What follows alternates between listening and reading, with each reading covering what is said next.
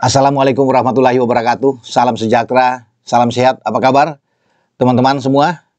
Ya, semoga baik-baik saja ya. Salam buat keluarga dan terima kasih buat seluruh teman-teman yang sudah subscribe, ya share, ya untuk like channel YouTube Bung Ropan. Karena tanpa teman-teman channel saya ini tidak akan berkembang. Jadi sekali lagi dari saya, terima kasih banyak buat seluruh teman-teman ya.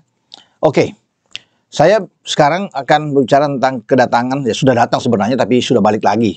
Patrick Kluivert, karena kemarin datang bersama dengan Dani Lansat, nanti pada awal Februari dia akan balik lagi. Itu sudah lengkap dengan Alex Pastoor yang kemarin tidak datang. Karena kita tahu bersama, Alex Pastoor ini kan sang profesor yang sangat kuat di dalam menganalisis pertandingan-pertandingan yang dimainkan oleh klub dia sebelumnya. Karena dia kan kita tahu bersama, mengangkat Sparta lolos, Sparta Rotterdam, Excelsior tuh lolos ke promosi, terakhir Almere City.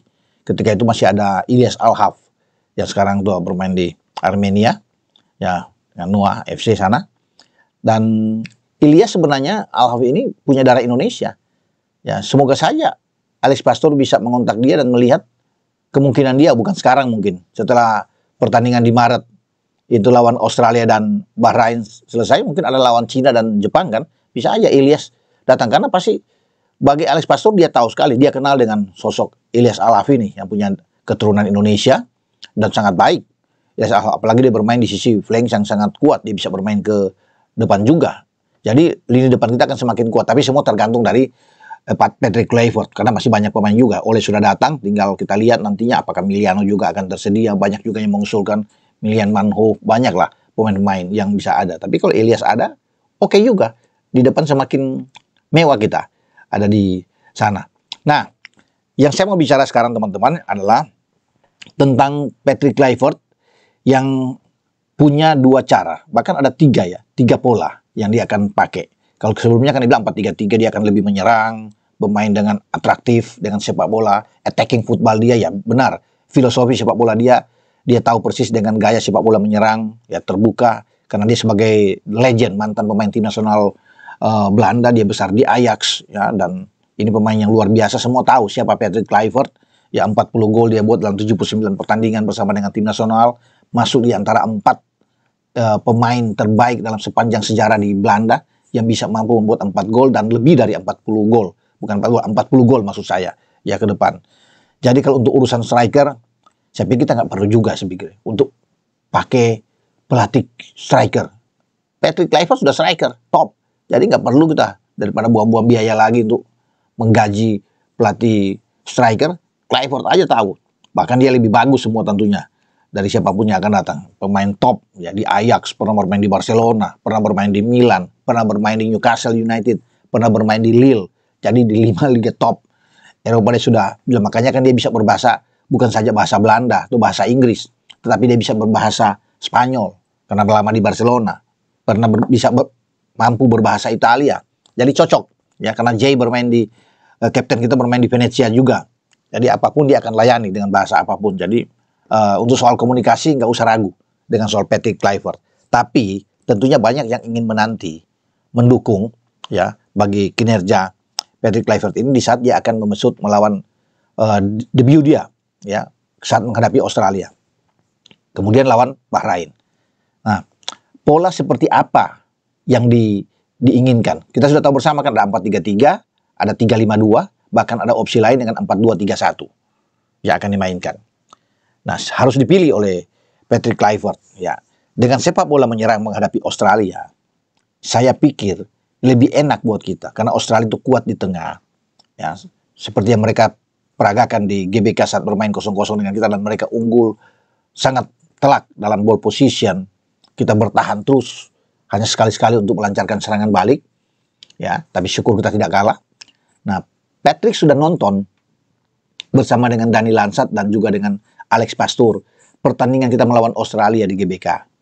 Dia bisa menjadi acuan di situ, dan pertandingan kita menghadapi Arab Saudi juga di GBK ketika kita menang dengan 2-0. Dia pun menyaksikan pertandingan Australia melawan Bahrain. Dalam pertandingan pertama Australia kalah dari Bahrain 1-0 dan kemudian bermain imbang 2-2 ketika mereka berkunjung ke Bahrain. Jadi dia sudah bisa melihat ya siapa-siapa pemain yang akan dia pakai di sini juga kelebihan-kelemahan dari Australia dan Bahrain. Tapi dengan pola yang dia inginkan bermain secara terbuka, attacking football ini, saya pikir lebih enak dengan 3-5-2. Posisi tengah yang sangat krusial, vital bagi permainan sepak bola itu kita harus pegang. Kluivert juga bilang bahwa harus ball position kuat. Ya, kita pegang bola, kita kendalikan permainan lawan. Jadi semakin banyak kita pegang bola, semakin memungkinkan kita bisa membuat gol. Dan itu yang diinginkan oleh Kluivert. Dia tahu kapasitas pemain-pemain kita. Tom Haye bisa pegang bola dengan baik. Apalagi kalau Jairo Riedewald masuk. Ya, seandainya dia cepat dan masuk, kita lebih bagus di tengah. Ada Ivar Jenner. Jadi pegang bola nggak usah diragukan. Passing-passing ini yang perlu. Kontrol yang baik. Passing, perpindahan bola dari kaki ke kaki. Itu akan jalan dengan baik. Itu juga yang diinginkan oleh Patrick Kluivert. Termasuk dengan dua asisten dia. Lansat dan Pastur. Nah, saya ingin dia bermain dengan, menurut saya kalau ditanya, 3-5-2. Sehingga kita akan kuat di tengah. Kevin Dix didorong lebih ke kanan. Dan juga Calvin Verdong bermain di kiri. Nah, diapit oleh 3 gelandang ini yang kuat secara bertahan bagus dan menyerang juga bagus. Mungkin Tom Haye akan berdiri sedikit di depan 2 gelandang yang akan pivot kita yang akan ke belakang. Jairo dan Ivar. Itu akan lebih bertahan. Jadi bagus kita kuat. Karena dengan 3 back kan kembali sudah terbiasa di STY sebelumnya juga memainkan dengan 3-4-3 dan 3 back. Ada sana, ada Jai selalu bergantian kan, ada Jai, ada Rido, ada Justin Hapner, sekali-sekali masuk dengan Jordi, ya sebelumnya di Bahrain dan Cina itu ada Mes Hilgers yang ikut dimainkan bersama Jai dan Rido. Jadi ada opsi-opsi yang akan dimainkan oleh seorang Patrick Kluivert. Tapi 3 di belakang, di saat Justin Hapner tidak bermain karena kartu merah dengan Arab, saya meyakini kalau 3 ini, ya pasti Mes Hilgers, Jai dan Rizky Rido yang akan bermain. Jika Mes Hilgers masih bermasalah misalnya dengan cedera lagi, karena dia sekarang sudah mulai rentan dengan cedera, Kevin Dix bisa ditarik ke dalam. Bahkan Jairo itu seorang pemain belakang, seorang pemain back tengah. Ketika masih di Ajax dan di Royal Antwerp di Belgia, dia sering dimainkan untuk bermain di posisi di back belakang. Kalau bermain dengan 3, dia bisa berdiri di posisi agak kiri karena Jairo itu kuat ke kiri. Dan dia bisa memainkan dengan baik untuk bermain di 3 back, bermain lebih dalam. Jadi itulah keunggulan dari Jairo kalau kita bisa dapatkan. Untuk opsi bermain di back tengah banyak kita pemain-pemain. Apalagi kalau Elkan ditarik lagi, dikembalikan. Kita masih punya Jordi. Tapi saya menginginkan memang dengan ada Mes, Rido dan dengan Jai. Dengan 5 gelandang yang saya bilang tadi kan. Itu kuat. 2 di depan itu ya Ole. Karena Ragnar tidak bisa bermain. Ole dan Marcelino. Atau dengan 3, 5, kemudian 1-1. Ole tetap sebagai nomor 9 taruh di depan, di belakang Ole adalah Marcelino. Jika Marcelino tidak dimainkan, maka Eliano yang akan ada di situ. Dan saya pikir masih bisa dicoba dengan Marcelino. Nanti ada pergantian mungkin di babak kedua, Kluivert lebih tahu lah bersama dengan 2 asisten. Baru Eliano masuk karena kita kalau bermain dari sayap juga kita masih punya Yakob Sayuri. Ya, pemain kita yang oke, yang bisa bermain dari sisi kanan. Jadi pilihan-pilihan tuh ada yang bisa ditampilkan. Lain halnya kalau kita bermain di kandang melawan Bahrain. Ya, melawan Bahrain kita bisa dengan 4-3-3 karena kita butuh poin. Kita harus bermain lebih terbuka karena di kandang kan.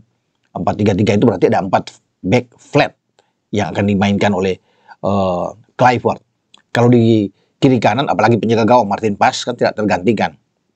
Dan di kanan ada pasti Kevin Dix dan juga di kiri Verdong. Jai udah pasti sebagai kapten kesebelasan. Tinggal di tengah apakah Mes Hilgers atau dengan Rizky Rido yang akan bermain di 4 back ini. Nah kalau 3 di tengah ya ada Jairo, kalau Jairo sudah ada Jairo, Tom Haye dan Ivar. Ini kan tidak tergantikan 3 gelandang kita ini. Ya di depan itu ada Ole, Ragnar sudah balik, Ragnar akan ada di kiri, Ole ada di sana, tinggal di kanan. Apakah Eliano akan lebih didorong ke sana atau tetap dengan Marcelino yang akan bermain di posisi kanan. Jadi itu komposisi saya pikir yang sangat baik yang dimiliki oleh Jairo dan dimiliki oleh Patrick Kluivert ya karena Jairo itu sudah ada jadi permainan kita akan hidup dengan kedatangan seorang Jairo. Semoga cepat ya bagaimana PSSI memproses ini. Kalau Ole kan sudah on the track, sudah bagus ya mungkin di Februari dia sudah diambil sumpah, tinggal Jairo ini karena fokusnya ada di 2 ini dulu untuk PSSI. Ketika 2 ini pemain tersedia ambil, nah nanti kedepannya lagi siapa-siapa yang akan datang itu urusan Pak Erik sebagai ketua, dan juga dengan lobby-lobby yang dilakukan oleh tim kepelatihan yang dipimpin oleh Patrick Kluivert. Saya pikir mereka sudah banyak menelpon pemain-pemain yang mereka inginkan untuk bisa menambah kekuatan. Ya, kuncinya kita tidak boleh hilang poin melawan Australia dan juga melawan Bahrain. Karena Kluivert sudah bilang 4 poin yang dia inginkan, berarti 1 poin di Sydney, 3 poin di kandang. Ya, dan kita bisa memanfaatkan pertandingan lawan Cina, berarti semua 7 poin. Dengan 7 poin untuk lolos paling tidak ke putaran keempat sudah di tangan. Ya, bagi kita. Karena pertandingan lawan-lawan kita seperti Australia masih akan ketemu Jepang, masih akan ketemu Arab Saudi, demikian juga dengan Arab, yang masih akan ketemu dengan Jepang lagi. Ya, jadi ini memang pertandingan-pertandingan yang menguntungkan buat kita. Ya, apalagi kalau kita bisa menang melawan Australia 9 poin sudah pasti lolos, bahkan ada di peringkat kedua di belakang Jepang. Karena melawan Australia menang dan 6 poin di kandang, 9 poin, 15 poin, tenang ya untuk Jai Isyas dan kawan-kawan. Oke. Dengan saya Bung Ropan ya berbicara di sini untuk pola yang diinginkan oleh Patrick Kluivert. Ya tergantung dia tentu melihat lawan bagaimana, tapi saya pingin di Australia nanti bermain dengan 5 gelandang. Ya lewat 3-5-2 baru di kandang kita dengan 4-3-3, walaupun dia masih punya opsi lain dengan 4-2-3-1. Sampai di sini dengan Bung Ropan. Ciao.